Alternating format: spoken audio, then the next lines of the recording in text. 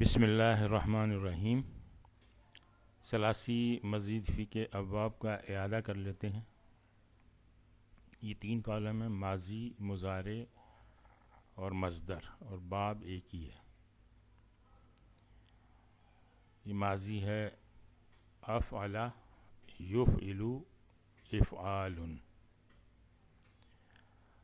ہم نے یہ دیکھا تھا کہ جس باب کے ماضی میں کہ پہلے صیغے میں 4 الفاظ ہوں تو اس کا مضارع پہ مضارع کی علامت پر پیش ہوتا ہے۔ تو یہ دیکھیں یہاں پہ یفعلو یہاں پر پیش ہے۔ اس طرح فعل، یفعلو، اور اس کے 2 مصدر ہیں، تفعیل اور دوسرا ہے تفعیلۃ۔ یہ پہلے ہم نے نہیں پڑھا تھا۔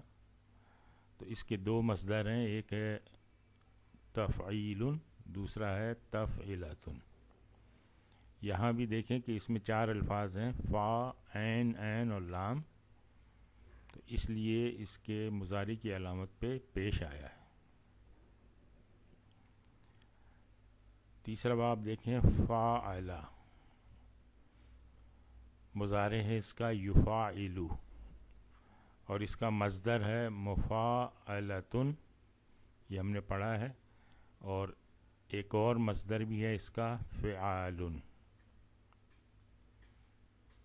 جیسے مقاتلۃ اور دوسرا استعمال ہوتا ہے قتال۔ یہاں بھی دیکھیں کہ ماضی میں 4 الفاظ ہیں، تو اس کے مضارع کی علامت پہ پیش آیا ہے یفاعل۔ چوتھا باب ہے تفعل، یتفعل اس کا مضارع ہے، اور تفعل اس کا مصدر ہے۔ اس میں یہ خاص بات دیکھیں کہ یہ دیکھیں فعل میں صرف تا کا اضافہ کیا ہے تو یہ تفعل بن گیا ہے، اور یہاں پر زیر کوئی نہیں ہے، نہ ماضی میں ہے نہ مضارع میں ہے۔ یہاں دیکھیں مضارع میں زیر تھا ان تینوں ابواب میں، لیکن یہاں مضارع میں زیر نہیں ہے۔ اس طرح 5واں باب دیکھیں تفاعل، اس فاعل میں تا کا اضافہ کر دیا تو یہ تفاعل ہو گیا، تفاعل یتفاعل، اور اس کا مصدر ہے تفاعل۔ یہاں بھی دیکھیں کہ زیر کہیں پہ بھی نہیں ہے، نہ ماضی میں نہ مضارع میں۔ تو یہ 2 ایسے ہیں جن کے مضارع میں کہیں زیر نہیں آ رہا۔ اس کے بعد افتعل، یفتعل، افتعال، یہ باب افتعال ہے، اور یہ جو حمزہ ہے اس کا یہ حمزۃ الوصل کہلاتا ہے۔ اس طرح سے انفعل، ینفعل، انفعال، اس کا حمزہ بھی حمزۃ الوصل کہلاتا ہے۔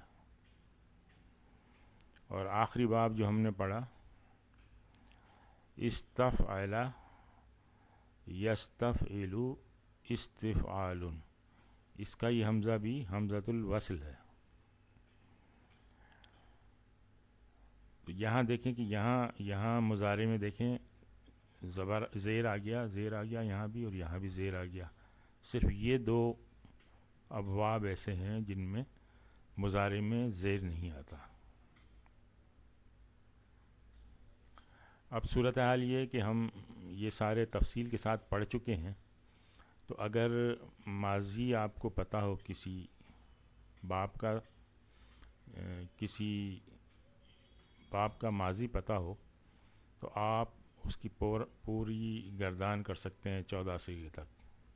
اس طرح سے اگر مضارع پتہ ہو پہلا صیغہ تو اس کی بھی آپ گردان کر سکتے ہیں۔ تو بس یہ پہلا صیغہ یاد رکھیں آپ، ماضی کا اور مضارع کا، تو اس طرح سے آپ پوری گردان آپ بتا سکتے ہیں۔ ان کی خصوصیات پہلے بھی دیکھ چکے ہیں. باب افعال کی خصوصیت یہ ہے کہ یہ فعل لازم کو متعدی کر دیتا ہے، اور دوسری خاصیت یہ ہے کہ کام کو ایک مرتبہ کرنے کا مفہوم اس میں پایا جاتا ہے. باب تفعیل، یہ فعل لازم کو متعدی کرتا ہے اور کام کو تسلسل سے کرنے کا اس میں مفہوم پایا جاتا ہے. زیادہ ڈیٹیل ہم یہاں نہیں دے رہے، جسٹ اس کا ریپیٹیشن کر رہے ہیں، یہ پہلے ہم تفصیل سے کر چکے ہیں. اس طرح سے باب مفاعلہ، اس میں اشتراک کا پہلو نمایاں ہے اور ایک دوسرے سے سبقت لے جانے کی کوشش کا بھی معاملہ ہے. باب تفاعل، فعل متعدی کو لازم کرتا ہے، یعنی یہ اس کا الٹ ہے. کام کو تکلف اور اہتمام سے کرنے کا پہلو اس میں نمایاں ہوتا ہے. اسی طرح باب تفاعل، باہمی مشارکت، مکر و فریب کا اظہار اس باب سے کیا جاتا ہے. باب افتعال، اس میں بھی مشارکت کا عنصر ہے اور ماخذ کو حاصل کرنے کی کوشش ہے، یعنی سورس کو حاصل کرنے کی کوشش ہے. انفعال، اس میں افعال لازم آتے ہیں. استفعال، اس میں چاہنے اور طلب کرنے کا مفہوم نمایاں ہوتا ہے. آج ہم یہیں پہ اکتفا کرتے ہیں. سبحانک اللہم و بحمدک، نشہد ان لا الہ الا انت، نستغفرک و نتوب الیک.